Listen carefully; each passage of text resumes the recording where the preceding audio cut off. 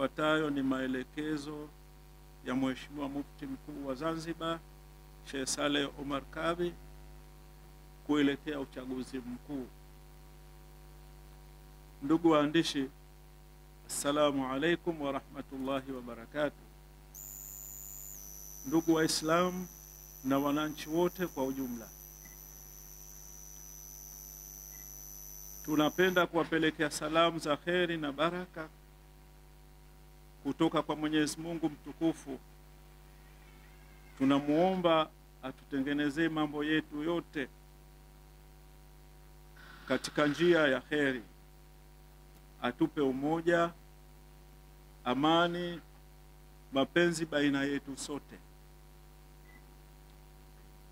Kuhusu zoezi la upigaji kura,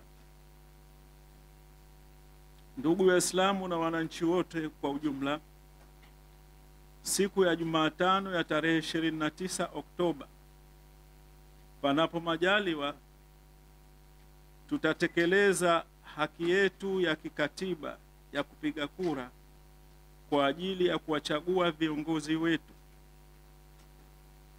watakaoongoza taifa letu baada ya uchaguzi. Kwa msingi huo, tunawasihi Waislamu na wananchi wote kujitokeza kwa wingi kushiriki katika zoezi hilo muhimu kwa amani, utulivu na nidhamu, ili tuwachague viongozi sahihi tunawaona wanafaa kutuongoza.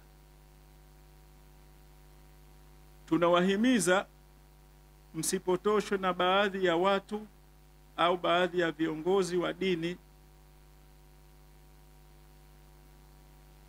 Kwa hakika baadhi ya viongozi wa dini wanaohubiri chuki na mgawanyiko kwa Waislamu kwa maslahi yao binafsi. Kwa hakika vitabu vya dini zetu vinatufundisha upendo, amani, utuifu kwa mamlaka halali na heshima kwa kila mwanadamu, hata yule mwenye imani tofauti nasi. Tahadhari: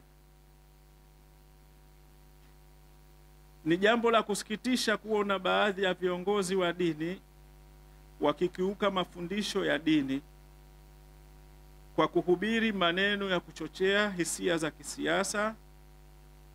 Dini zetu hazitufundishi mifarakano, bali zinasisitiza umoja, hekima na maelewano.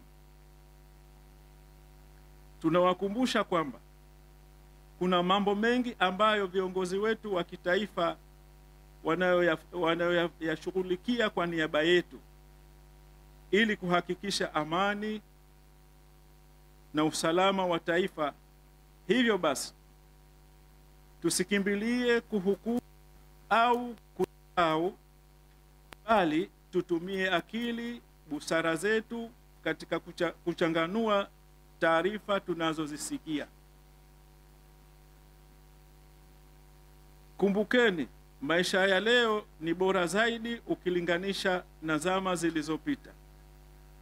Tumepiga hatua kubwa kama taifa. Hivyo basi, akili za kuambiwa changanya na zako. Wito: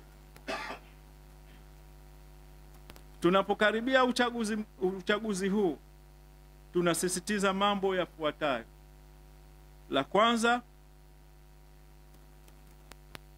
kutii mamlaka halali na kufuata maelekezo yao kabla na baada ya uchaguzi. La pili, kuhifadhi amani na tusikubali kugawanywa kwa misingi ya dini, kabila au itikadi za kisiasa. Tatu, tumuombe Mwenyezi Mungu atujalie uchaguzi wa amani, haki, mafanikio kwa taifa letu. Ushahidi wa kidini au ushahidi wa dini katika haya: Mwenyezi Mungu amesema katika suratu Nisa aya ya 59. Maana ya aya: enyi mlioamini, mtiini Mwenyezi Mungu, mtiini mtume na wenye mamlaka juu yenu.